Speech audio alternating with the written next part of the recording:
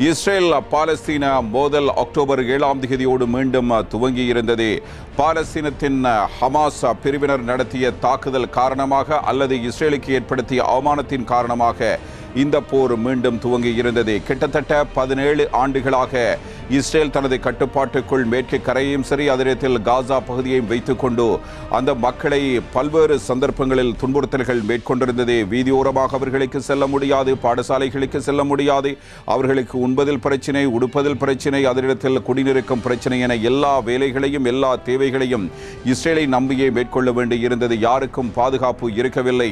அதனிடத்தில் சின்னஞ்சிறு சிறுவர்கள் அதனிடத்தில் இளைஞர்கள் இடையிடையே கொலை செய்யப்பட்டு கொண்டிருந்தார்கள். இது ஒரு பெரும் பிரச்சனையாக மாறியிருந்தது. திடீரென சோதனை நடவடிக்கைகள் என்ற பெயரில் இஸ்ரேல் ராணுவம் உள்நுழைவது என பல விடயங்கள் இடம்பெற்றுக் கொண்டிருந்த ஒரு சந்தர்ப்பத்தில் தான் ஹமாஸ் அமைப்பு திடீரென ஒரு தாக்குதலை இஸ்ரேல் மீது தாக்கியிருந்தது. இந்த தாக்குதல் இஸ்ரேலுக்கு ஒரு மிகப்பெரிய அவமானமாகவும் அமைந்திருந்தது. எனவே மொசாட் என்ன செய்து கொண்டிருந்தது, ஹமாஸ் பிரிவினர் இவ்வாறு ஒரு தாக்குதலை நடத்தும் வரையில் பார்த்து கொண்டிருக்கிறார்கள் என்கிற அளவுக்கு உலகின் பல உளவுத்துறை சார்ந்த நிபுணர்கள் பல்வேறு கருத்துக்களை வெளிப்படுத்தி இருந்தார்கள். அதனிடத்தில் இது இஸ்ரேலுக்கு ஏற்பட்ட அவமானம், இதனை துடைத்தறிய வேண்டும் என்பதற்காக இருந்த ஒட்டுமொத்த கோபத்தையும் குழந்தைகள் மீதும் சிறுவர்கள் மீதும் பெண்கள் மீதும் இஸ்ரேலிய விமானங்கள் குண்டு வீசி தமது கோபத்தை வெளிப்படுத்தி இருந்தன. ஒட்டுமொத்தமாக இந்த போர் நீடித்த நிலையில் 14,000க்கும் மேற்பட்ட பொதுமக்கள் கொல்லப்பட்டிருக்கிறார்கள். 3 வைத்தியசாலைகள் தாக்கப்பட்டிருக்கின்றன, அகதி முகாம்கள் தாக்கப்பட்டிருக்கின்றன, பாடசாலைகள், பள்ளி வாசல்கள் என பல்வேறு பொது தளங்களும் இவ்வாறு தாக்குதலுக்கு உள்ளாகி இருக்கின்றன. இவற்றின் காரணமாக ஒரு பக்கம் ஐக்கிய நாடுகள் சபை உலக நாடுகளின் ஆதரவை கொண்டு இந்த போரை நிறுத்த வேண்டும் என்ற ஒரு முயற்சி செய்தது. அதே அமெரிக்கா பேச்சுக்காக இடையிடையே ஒரு போர் நிறுத்தம் ஏற்படுத்தப்படலாம் மனிதாபிமான நடவடிக்கைகளுக்காக என்று கூறியிருந்தது. ஒரு பக்கம் அமெரிக்காவினுடைய முன்னாள் அதிபர் பராக் ஒபாமா காட்டமாகவே இஸ்ரேலுடைய நடவடிக்கைகளை விமர்சித்திருந்தார். பாலஸ்தீனத்துக்கு தனி நாடு வேண்டும் என்ற கோரிக்கையினையும் அவர் முன்வைத்திருந்தது முக்கியமானதாக அமைந்திருந்தது. யுத்தத்தின் ஆரம்பத்தில் பல்வேறு நாடுகள், ஐரோப்பாவைச் சேர்ந்த பல நாடுகள் இஸ்ரேலுக்கு ஆதரவாக இருந்தாலும் இந்த குழந்தைகளும் பெண்களும் கொல்லப்பட்ட கோர காட்சிகளை பார்த்ததற்கு பிறகு பிரான்ஸ் அதிபர், அதனிடத்தில் கனடாவினுடைய பிரதமர் போன்றோர் இஸ்ரேலுக்கு எதிரான கருத்துக்களை வெளிப்படுத்த இருந்ததோடு போரை நிறுத்த வேண்டும் என்றும் கோரியிருந்தார்கள். இஸ்ரேலோடு இவ்வளவு காலம் நீண்ட கால நட்பினை எந்தெந்த நாடுகள் கொண்டிருந்தனவோ அத்தனை நாடுகளும் இஸ்ரேலுக்கு எதிரான ஒரு நிலைப்பாட்டுக்கு வர காரணமாக இருந்தது.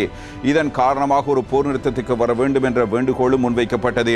அமெரிக்கா ஏற்கனவே கூறியிருந்தது, வேண்டுகோள் விடுத்திருந்தது. ஆனாலும் இஸ்ரேல் இதனை செவிமடுக்கவில்லை. ஐக்கிய நாடுகள் சபையும் கூறியிருந்தது, அதையும் இஸ்ரேல் செவிமடுக்கவில்லை. ஏனைய சில நாடுகளும் கோரிக்கைகளை முன்வைத்தன, அதனையும் இஸ்ரேல் கேட்கவில்லை. கடைசியாக சின்னஞ்சிறிய நாடான கத்தார் உள்ளே புகுந்து இது தொடர்பான ஒரு பேச்சுவார்த்தையை ஆரம்பித்தது.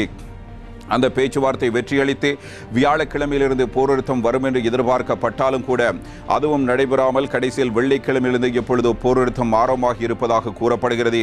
இதில் பிரதான முக்கியமான விடயம் 200க்கும் மேற்பட்ட இஸ்ரேலிய பணைய கைதிகளை ஹமாஸ் பிரிவினர் தடுத்து வைத்திருக்கிறார்கள். அதே நேரத்தில் ஆயிரக்கணக்கான பாலஸ்தீன கைதிகளை இஸ்ரேல் சிறைகளில் இஸ்ரேலிய ராணுவம் வைத்திருக்கிறது. இப்படியான ஒரு நிலையில் உங்களுடைய பண கைதிகளை விடுகிறோம், எங்களுடைய கைதிகளை நீங்கள் விட்டுவிடுங்கள் என்று ஹமாஸ் கேட்டிருக்கிறது.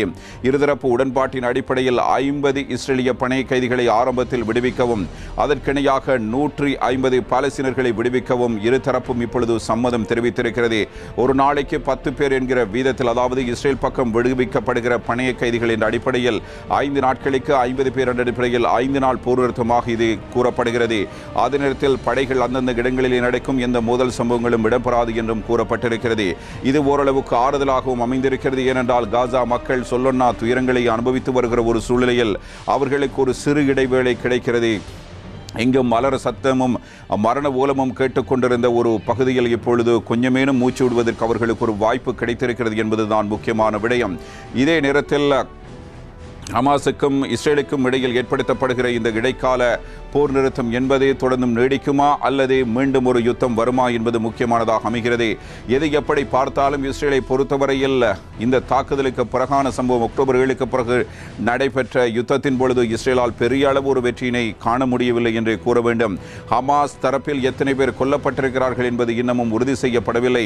ஆனாலும் கூட 400 சுரங்கப்பாதைகளை நாங்கள் தகர்த்திருக்கிறோம் என்று இஸ்ரேல் கூறியிருக்கிறது. இது எவ்வாறு இருந்தாலும் இஸ்ரேலிய படையினுடைய உயிரிழப்பும் அதிகரித்திருக்கிறது. ஒரு பக்கம் நோக்கம்.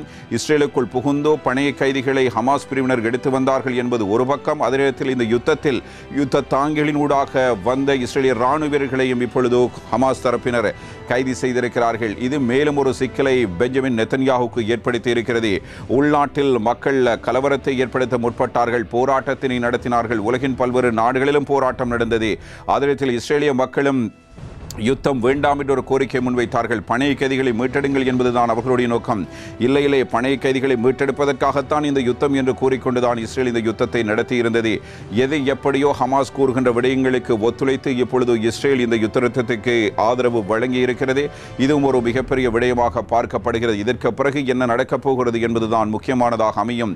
எனவே நிரந்தரமான ஒரு போர் நிறுத்தமா அல்லது இடைக்கால போரா, இரண்டு தரப்பினரும் இந்த 5 நாட்களை அடுத்த கட்ட போருக்கு தயார்படுத்துகின்ற ஒரு காலப்பகுதி எடுத்துக்கொள்வார்களா என்பதை நாங்கள் பொறுத்திருந்து பார்க்கலாம்.